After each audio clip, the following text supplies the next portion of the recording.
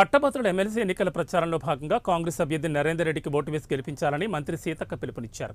మంచిర్యాల జిల్లా జన్నారం మండల కేంద్రంలో ఏర్పాటు చేసిన పట్టభద్రుల ఎమ్మెల్సీ ఎన్నికల ప్రచార సభలో అభ్యర్థి నరేందర్ రెడ్డితో కలిసి మంత్రి సీతక్క పాల్గొన్నారు. అభ్యర్థి నరేందర్ రెడ్డి ఎంతో విజన్ ఉన్న వ్యక్తి కావున మొదటి ప్రధానితో ఓటు వేసి గెలిపించినట్లయితే పట్టభద్రుల సమస్యల పరిష్కారానికి కృషి చేస్తూ స్థానికంగా ఉపాధి అవకాశాల కల్పన కృషి చేస్తారని మంత్రి సీతక్క తెలిపారు. భారీ మెజార్టీతో ఎమ్మెల్సీని చేద్దామని పిలుపునిచ్చారు. ప్రస్తుతం కాంగ్రెస్ ప్రభుత్వం ప్రజల అవసరాలు నెరిగి పనులు చేస్తోందని, ప్రజాప్రభుత్వంగా విరసిల్లుతుందని అన్నారు. ఈ కార్యక్రమంలో MLA Vedmabojju Patel, GCC chairman Tirupati, parliament contestant Suguna పాల్గొన్నారు.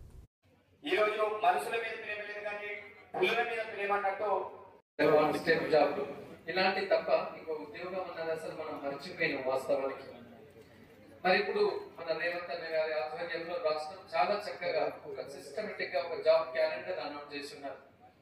ఏ నెలలో ఏం నోటిఫికేషన్ వస్తుంది, దాని గ్రాడ్యుయేట్స్ రావడం చాలా సంతోషం. అదే విధంగా గ్రాడ్యుయేట్స్ కాకుండా కూడా పార్టీ లీడర్స్ గా కొంతమంది వచ్చారు. ఎందుకు